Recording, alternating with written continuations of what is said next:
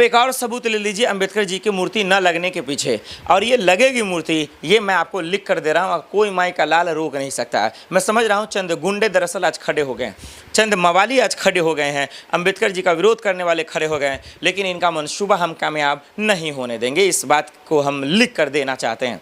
आप जरा सा सुनिए, आगे बढ़िए। दर्शकों, ये लड़ाई, ये हंगामा, ये घमासान अंबेडकर जी की मूर्ति को लेकर जातिवाद में फैल जाता है, और इतना ही नहीं फैलता, इतना स्तर तक फैल जाता है कि सोशल मीडिया पर हिंसा का रूप ले लेता है। लेकिन एमपी पुलिस की मैं यहाँ पर थोड़ी तारीफ़ करूँगा कि वो नोटिस देता है और कार्रवाई करता है, लेकिन जेल में नहीं डालता, उन्हें डालना चाहिए था।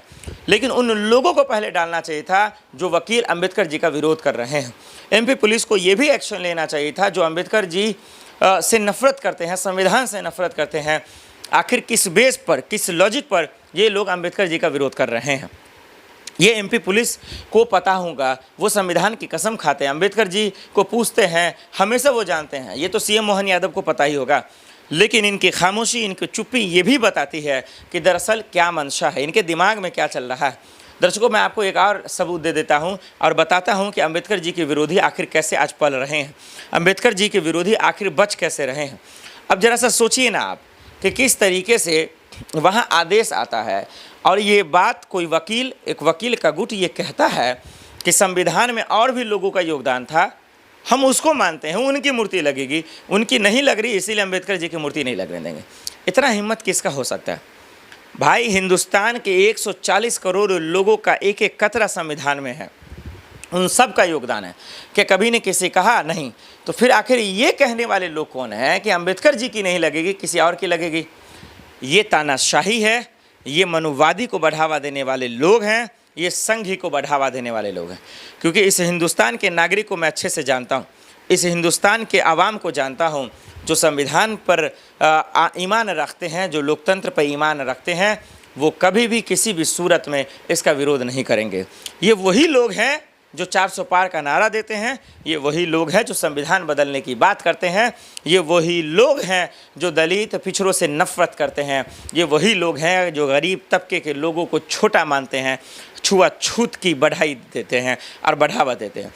यही बात है, तभी तो इटावा में ऐसा हुआ, तभी तो कथावाचक की पिटाई हुई, तभी तो जो है जात पात के नाम पर ये लोग लड़ रहे हैं। ये बेशर्म लोग हैं, ये लोग दरअसल जो है देश का खाते तो हैं, लेकिन किसी और का गुण गाते हैं।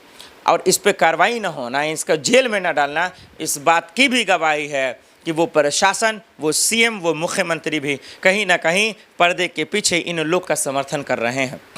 नहीं तो सुनिए, अंबेडकर जी हम सबका, संविधान हमारा, लोकतंत्र हमारा, प्रशासन हमारा, तमाम चीज़ हमारा, क्या हुआ, तमाम चीज़ हमारा। इसके बावजूद अगर ये चुप रहेंगे, अगर इसके बावजूद ये कार्रवाई नहीं करेंगे, तो यही समझा जाएगा कि आप दरअसल जो है आप भी संविधान के विरोधी हैं। और एक और सबूत दे देता हूं दर्शकों, चलिए आखिर में, और वो क्या है?